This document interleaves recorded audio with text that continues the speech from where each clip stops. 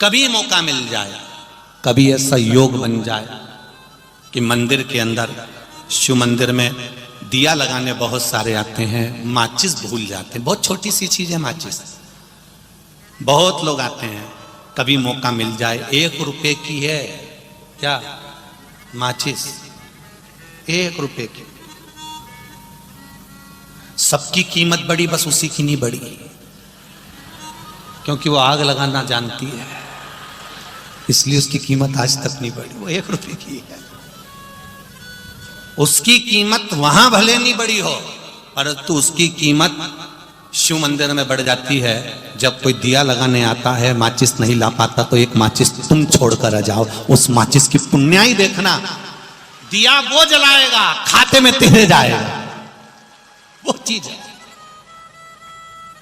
केवल एक माचिस। भाग्यवान व्यक्ति के 3 लक्षण हैं। अब इन 3 लक्षण में से आप कितने भाग्यवान हैं वो आपको समझ में आना चाहिए। बड़े प्रेम से आप लोग कहते हैं साहब हमारे यहाँ बेटा बढ़िया है, बहू बढ़िया है, हम तो बड़े किस्मत वाले हैं, हमारा पोता पोती नाती पंती सब जोरदार है।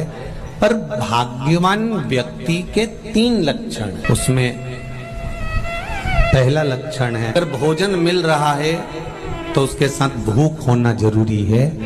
अगर भूख और भोजन दोनों आपके पास में है तो समझ लेना आप दुनिया के सबसे भाग्यशाली व्यक्ति हैं।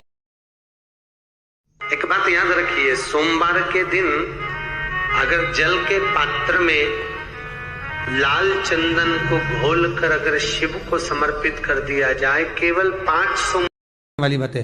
प्रत्येक महीने की पूर्णिमा को जिसके घर में दूध की सामग्री बनती हो, दूध की सामग्री तैयार होती हो, खीर प्रसाद तैयार होता हो, उसके घर में कभी क्लेश नहीं हो सकता। चाहे सास बहू एक दूसरे के सामने वो कहे ना, वो सांप और नेवले की लड़ाई क्यों ना, फिर भी शांति हो जाती है। पर प्रत्येक महीने की पूर्णिमा होना चाहिए। ये नहीं कि तुमने 1 महीने की पूर्णिमा पे बना लिया और दूसरे महीने की पूर्णिमा को गायब कर दिया। फिर किसी ने कह दिया आज चूरमा तो बन रहा है, दाल बाटी तो बन रही है चूरमे के साथ में, लड्डू बन रहे हैं, तो काहे को खीर बना रही हो? तो तुमने अब वो खीर प्रसाद।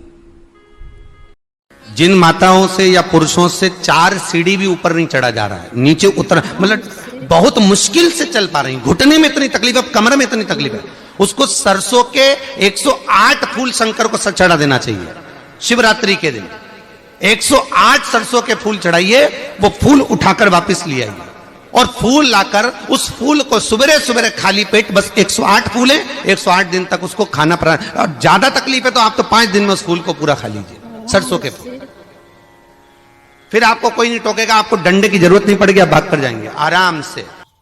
आगे का भाग एक बेलपत्र और नीचे की जो ये 2 पत्तियां होती हैं, इन 2 पत्तियों के ऊपर एक एक शमी पत्र, ये 2 जो पत्तियां हैं, इन पत्तियों के ऊपर एक एक शमी पत्र, लाल चंदन ये रखकर, कितना भी रोगीला व्यक्ति हो, रोग से ग्रसित व्यक्ति हो, जिंदगी में कितना ही दुख पड़ रहा हो, बेलपत्र की ये दोनों पत्ती जिसके ऊपर शमी पत्र रखकर, लाल चंदन रखकर, श्री हनुमान जी महाराज और हनुमान जी महाराज के 3रे नंबर के भाई श्री गतिमान जी। हनुमान जी कितने भाई हैं? 6। उसमें हनुमान, रतिमान, व्रतिमान, मतिमान, गतिमान, तो जो नीचे के क्रम में आते हैं श्री गतिमान जी, उन गतिमान जी और हनुमान जी का नाम लेकर जो शिवलिंग के ऊपर समर्पित कर देता है, रोग का निवारण होता ही है, रोग मुक्ति होती है। हर शिव भक्त उस मरीज तक ये वीडियो पहुंचाए जो बड़े रोग से ग्रसित है। कर भला तो हो भला। हर हर महादेव।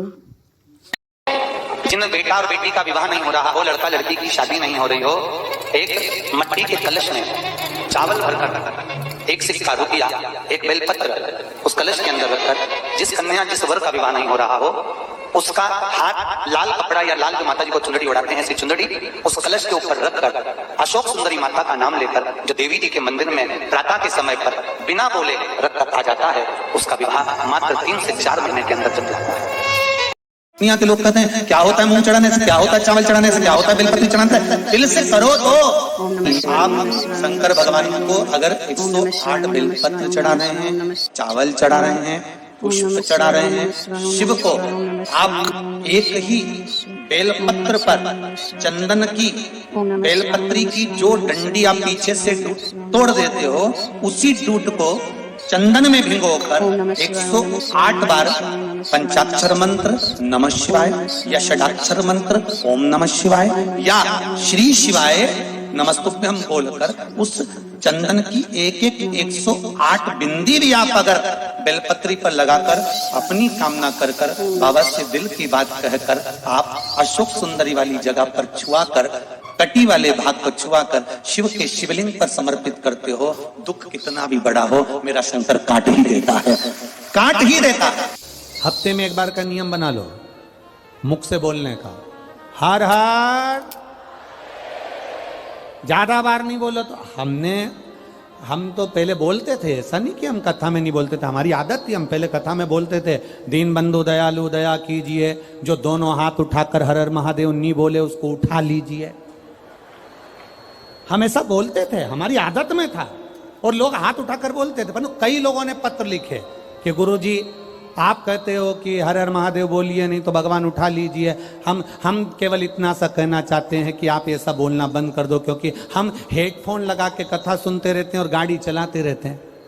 अब हम 2 व्हीलर गाड़ी चला रहे हैं और तुमने कह दिया दोनों हाथ उठाकर जो हर हर महादेव नहीं बोले तुम उसे उठा लीजिए, अब हमको गाड़ी खड़ी करना पड़ती है, फिर चिल्ला के बोलना पड़ता है हर हर।